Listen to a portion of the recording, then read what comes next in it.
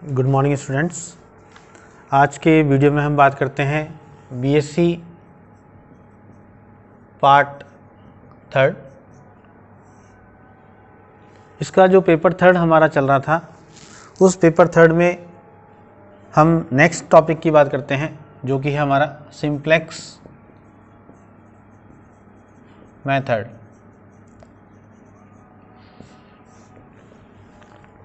किसी भी एलपीपी को सॉल्व करने के जो तरीके हैं, उसमें हमने एक पहला मेथड जो पढ़ा था वो था ग्राफिकल मेथड। आज हम बात करते हैं किसी भी एलपीपी को सॉल्व करने के लिए जो सेकंड मेथड है हमारा, वो है सिंप्लेक्स मेथड। सिंप्लेक्स मेथड को समझने के लिए माना कोई एलपीपी है हमें दी हुई है, जिसका मानक रूप है maximise z equals to c1x1 c2x2 plus cnxn। Subject to constants हैं हमारे a11x1 a12x2 plus a1nxn less than equal to और greater than equal to b1। इसी प्रकार से सेकेंड कंस्टेंट हमारा है a21x1 a22x2 and so on a2nxn। और इसी प्रकार से माना कि m समीकरण हमें दी हुई है, तो am1x1 plus am2x2 plus amnxn less than equal to और greater than equal to bm, where all xi greater than equal to 0, where I varying from 1 to up to n। माना कि ये हमारा कोई एलपीपी दिया हुआ है। इस एलपीपी में इसे हम a equals to matrix form में लिखते हैं। तो a जो होता है हमारा, वो होता है जो कोफिशिएंट आपके कंस्टेंट्स हैं, इन कंस्टेंट्स में जो हमारे वेरिएबल के कोफिशिएंट्स हैं उनका मैट्रिक्स होता है। इसे हम कोफिशिएंट मैट्रिक्स भी कहते हैं। तो a11 a12 a1n a21 a22 a2n and इसी तरह से जो हमारा फाइनली है am1 am2 amn। ये जो हमारा मैट्रिक्स A है, इसे हम शॉर्ट में अल्फ़ा 1, अल्फ़ा 2, अल्फ़ा n द्वारा व्यक्त करते हैं। और ये जो हमारे अल्फ़ा 1, अल्फ़ा 2, अल्फ़ा 3 हैं, इन्हें हम अल्फ़ा j को सक्रियता सदिश कहते हैं। ये जो हमारे A जो हमारा कोफिशिएंट मैट्रिक्स है, इसका पहला जो कंपोनेंट है या पहला जो स्तंभ है, पहला जो कॉलम है, उसको हम अल्फ़ा 1 कहते हैं, दूसरा अल्फ़ा 2, इसी तरह से ये अल्फ़ा n। और इन अल्फ़ा 1, अल्फ़ा 2, अल्फ़ा 3 जितने भी कॉलम वेक्टर हैं, इन सभी कॉलम वेक्टर को हम सक्रियता सदिश या एक्टिविटी वेक्टर इंग्लिश में कहते हैं।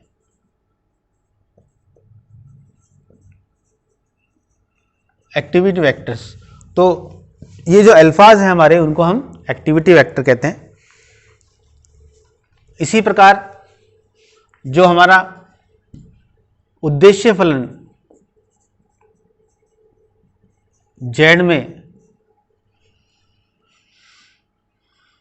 चरों के जो गुणांक हैं, उन्हें मूल्य कहते हैं। ये जो मूल्य है हमारे, अर्थात c बराबर c1, c2 up to cn, ये हमारे जो z के z जो हमारा ऑब्जेक्टिव फंक्शन है, इस ऑब्जेक्टिव फंक्शन में जो हमारे चर हैं उनके गुणांकों को हम क्या कहते हैं, मूल्य या प्राइस कहते हैं, और ये हमारा प्राइस वेक्टर है C।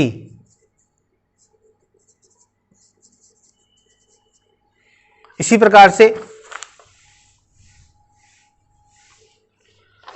जो हमारे कंस्टेंट्स हैं, इसी प्रकार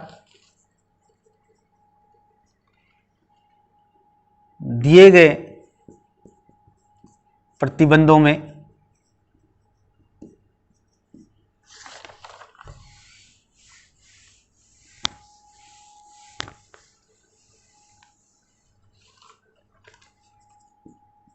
दाईं ओर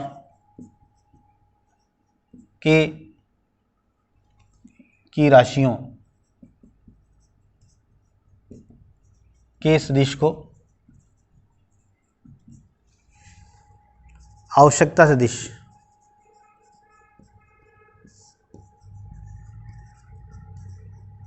कहते हैं,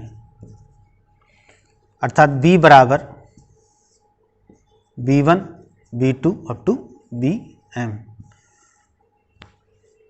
अर्थात जो हमारी LPP है, उस LPP में x बराबर तो होता है हमारा x1 x2 up to xn। C जो होता है हमारा वो कॉस्ट वेक्टर है या प्राइस वेक्टर है, और A मतलब एक्टिविटी वेक्टर। अर्थात LPP का संक्षिप्त रूप मैक्सिमाइज Z बराबर CX subject to AX greater than और इक्वल टू और less than equal to B and X is greater than equal to 0। ये हमारा LPP का एब्रिवेटेड फॉर्म है, संक्षिप्त रूप है। अब हम बात करते हैं स्लैक और सरप्लस वेरिएबल की।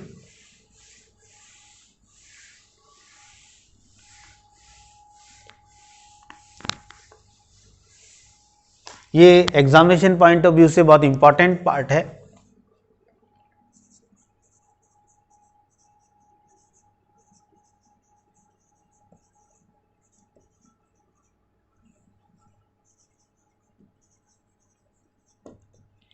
Slack and surplus variable. Slack और सरप्लस वेरिएबल जो है, इन्हें हिंदी में न्यूनता पूरक एवं आधिक्य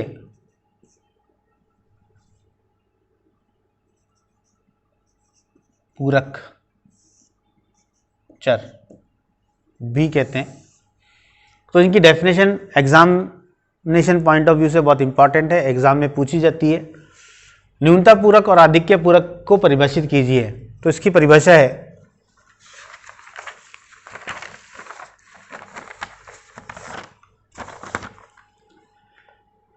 LPP के प्रतिबंध रैखिक समीकरण या असमीका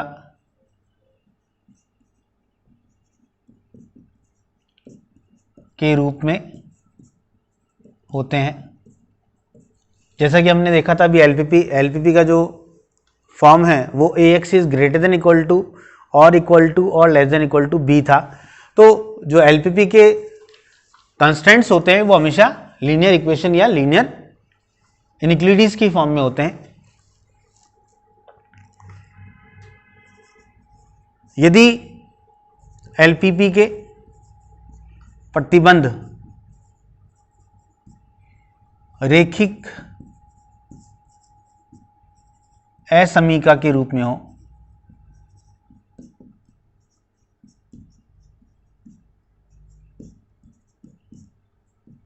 तो इसे समीकरण में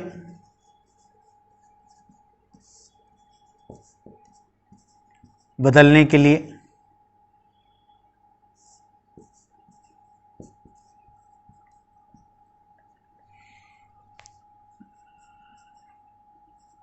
ऋणोत्तर चर जोड़ा या घटाया जाता है।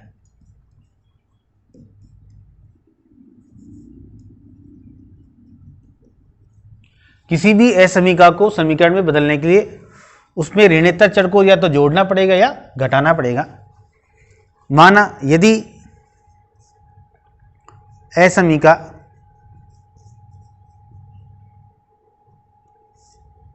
में greater than less than equal to का चिन्ह हो तो उसे समीकरण में बदलने के लिए ऋणोत्तर चर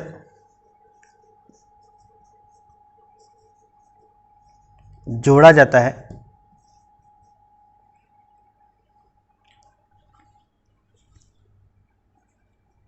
बाईं ओर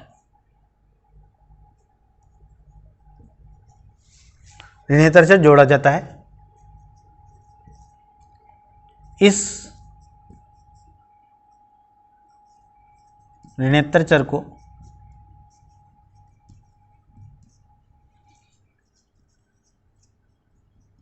न्यूनतम पूरक चर कहते हैं।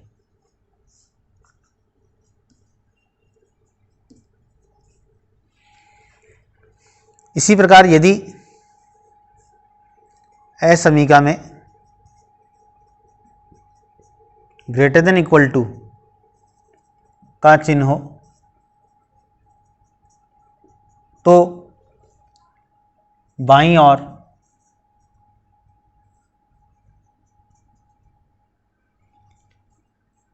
ऋणोत्तर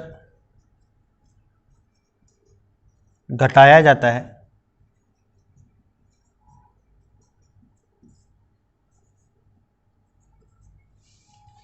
और इस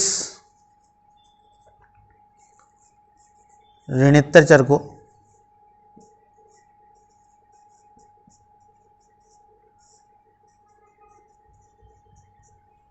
आधिक्य पूरक चर कहते हैं।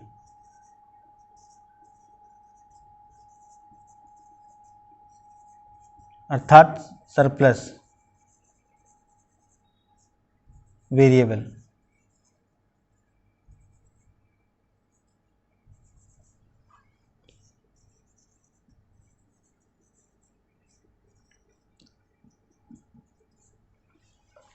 तो ये हमारी स्लैक और सरप्लस वेरिएबल की डेफिनेशन है।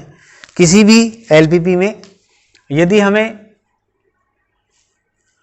असमीका के रूप में एलपीपी के प्रतिबंध दिए हुए हैं तो उस एलपीपी के असमीकाओं को समीकरण में बदलने के लिए हमें कुछ चरों को जोड़ना और घटाना पड़ता है। जिन चरों को हम जोड़ते हैं अगर लेस देन इक्वल टू है तो चिन्ह बराबर इक्वल टू में चेंज करने के लिए हमें क्या करना पड़ेगा, कुछ चरों को बाईं ओर जोड़ना पड़ेगा। उन चरों को हम कहते हैं स्लैक वेरिएबल। और जिन चरों को हम ग्रेटर देन इक्वल टू चिन्ह के कारण लेफ्ट हैंड साइड से घटाते हैं, सब्ट्रैक्ट करते हैं, उन चरों को हम सरप्लस वेरिएबल कहते हैं।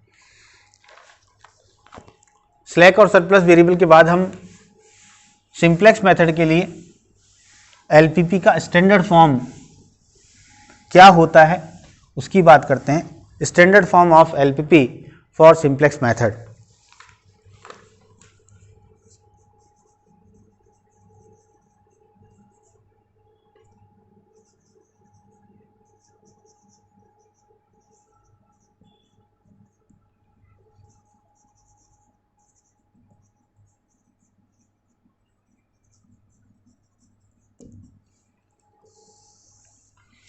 सिंप्लेक्स मेथड को यूज करने के लिए हम एलपीपी को कुछ स्टैंडर्ड फॉर्म में बदलते हैं, एक विशेष रूप में बदलते हैं। इसके जो नियम है, पहला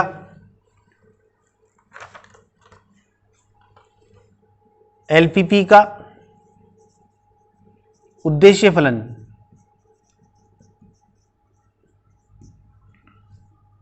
अधिकतमीकरण का होना चाहिए, अर्थात मैक्सिमाइजेशन का।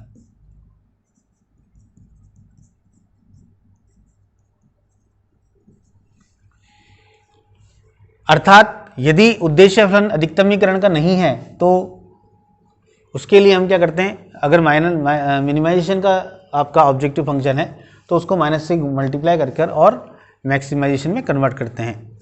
दूसरा इसकी प्रॉपर्टी है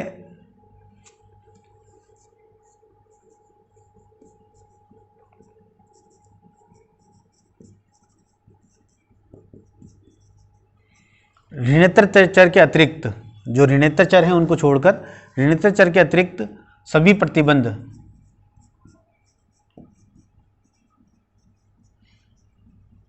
समीकरण के रूप में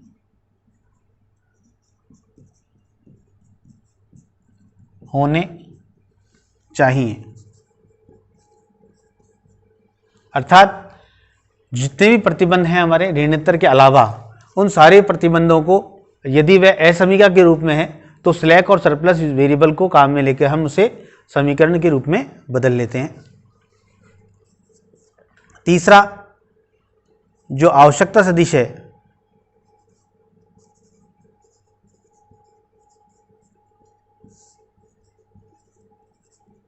जिसे हम b से व्यक्त करते हैं, आवश्यकता सदिश b के सभी घटक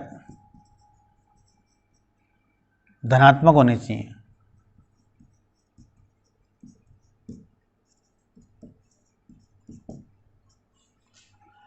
अर्थात सबसे पहले जो हमने एलपीपी का जो दिया गया रूप है उसमें राइट हैंड साइड के जो कंपोनेंट है बी के, वो सभी धनात्मक होने चाहिए। यदि कोई ऋणात्मक कंपोनेंट है, घटक है, उस केस में हम उस पूरी असमीका को माइनस से मल्टीप्लाई कर देते हैं और b को धनात्मक बना लेते हैं। और चौथी प्रॉपर्टी है सभी चर ऋणेतर होने चाहिए।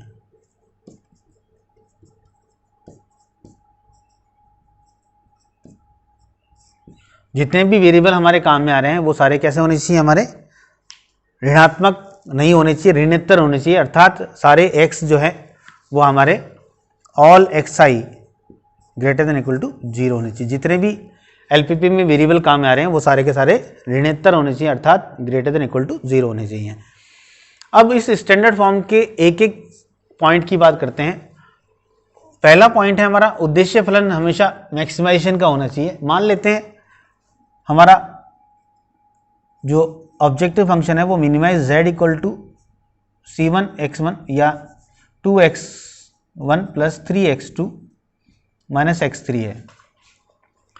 तो इस केस में हम इसे मैक्सिमाइज में कन्वर्ट करने के लिए मैक्सिमाइज माइनस z माइनस से गुणा कर देते हैं, तो मिनिमम का जो नेगेटिव होगा वो हमेशा मैक्सिमाइज होगा।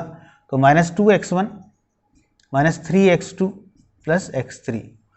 तो जब भी प्रॉब्लम मिनिमाइजेशन की है तो उस केस में हम ऑब्जेक्टिव फंक्शन को माइनस से मल्टीप्लाई कर देते हैं और जो नेगेटिव उसका है वो अपने आप मैक्सिमाइज हो जाएगा।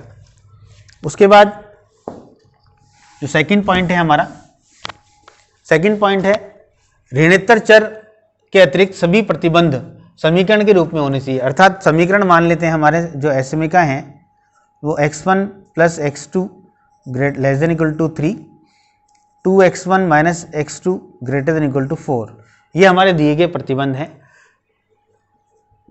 तो इन प्रतिबंधों को समीकरण में बदलने के लिए हम x1 प्लस x2, पहला जो प्रतिबंध है हमारा समीकरण 1, समीकरण नंबर 2, समीकरण 1 में x3 न्यूनता पूरक